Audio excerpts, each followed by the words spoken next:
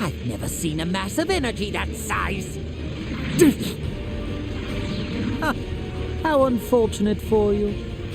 Don't you hate it when a plan falls apart? I know I certainly do, but nice try.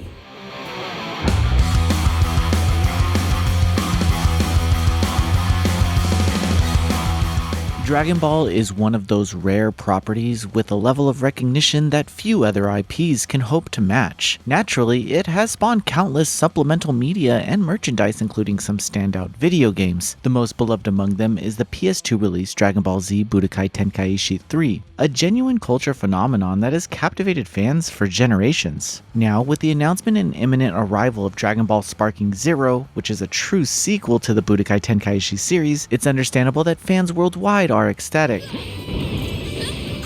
Gotta stop this, no matter what!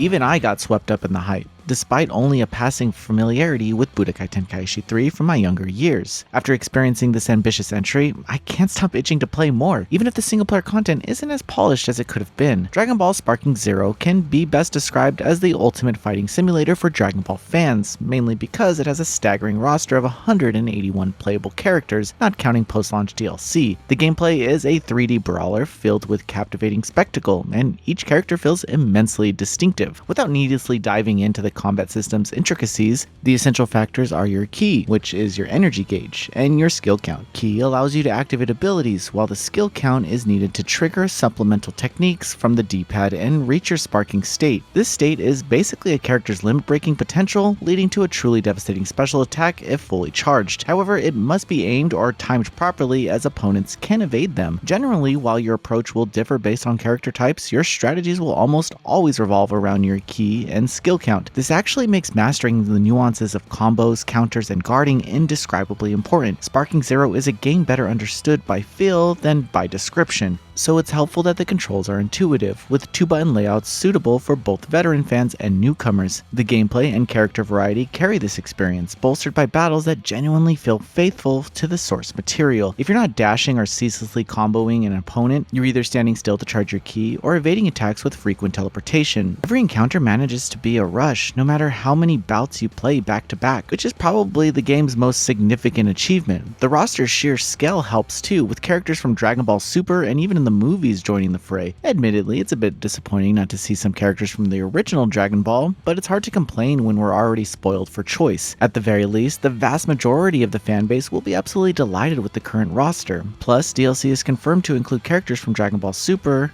and Dragon Ball Super Daima, so it might not be long for the 181 fighter list to grow to a staggering 200. Furthermore, while some players might find the numerous variations of characters taking up multiple slots underwhelming, the extraordinary detail in their individual animations and toolkits show the love that the team put in for this IP.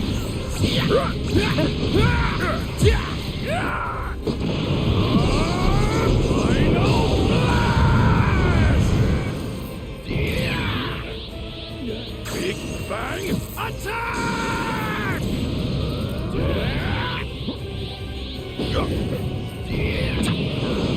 Too slow! Be gone!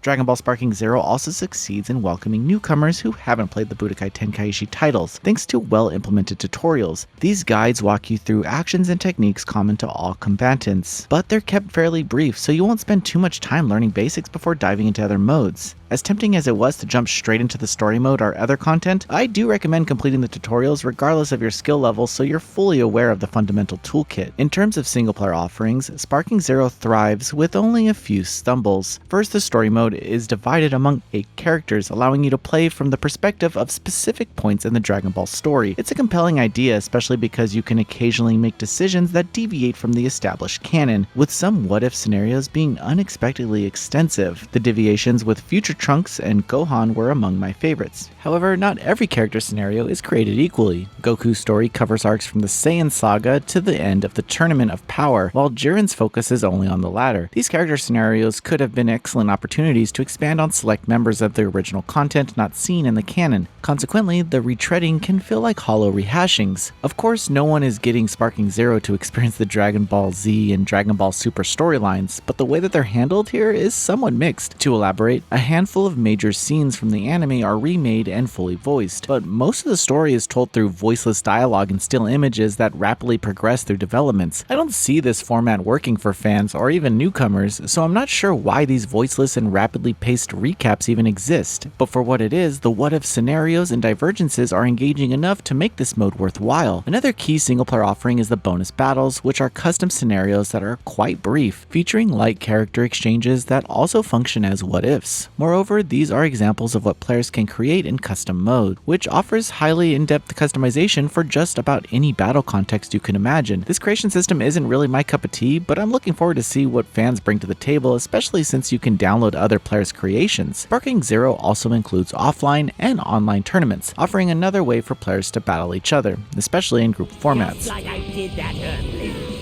An Earthling? Are you talking about Krillin? Don't you dare say his name!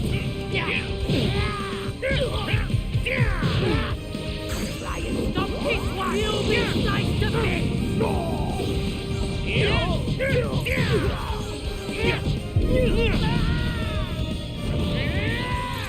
The shop actually deserves mention here too, as it offers purchasable characters, music, outfits, and more. Interestingly, there are capsules that you can buy that act as equipment. These can be attached to characters, which could be helpful for story episodes and bonus battles. Across these events, you're completing in-game missions. These tasks feed into each other, culminating in redeemable rewards from Zeno and Weiss, which make the game loop constantly fulfilling. But of all, the most significant reward are Dragon Balls, and there are 3 types, letting players summon Shenron, Peruga, or Super Shenron. They each can fulfill various wishes, such as granting a considerable amount of money or giving selectable unlockables at no extra cost. One of my favorite modes is the gallery. Here, you can view character profiles, and Videl, Bulma, and Chi-Chi briefly discuss each entry. The sheer number of voice lines here is incredible, filling an otherwise obligatory menu with appreciated personality. Plus, while not intricate, hearing their thoughts on characters they've never met is pretty entertaining. Lastly, it's worth emphasizing the stunning presentation of Dragon Ball Sparking Zero. The character models and environments are abundantly faithful and gorgeous, both stationary and in movement, and the frame rate's relative stability amidst it all makes the experience feel like you're playing the anime. However, I did encounter a few bugs. Occasionally, a character may get stuck dashing into a wall at the end of an arena, which happened to me twice. The affected characters are invulnerable during this glitch, and it fixes itself after a bit. Still, it stands out, so hopefully this issue will be resolved sooner rather than later.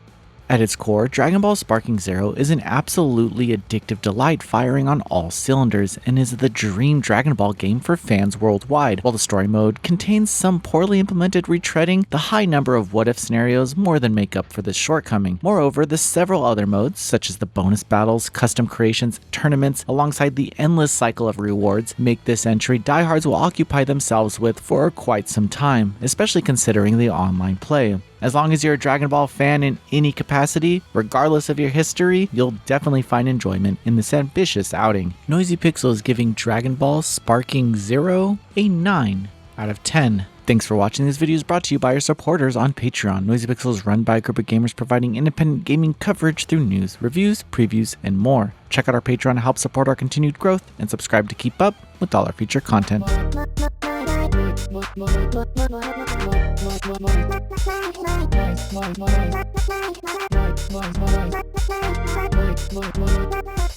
Noisy Pixel.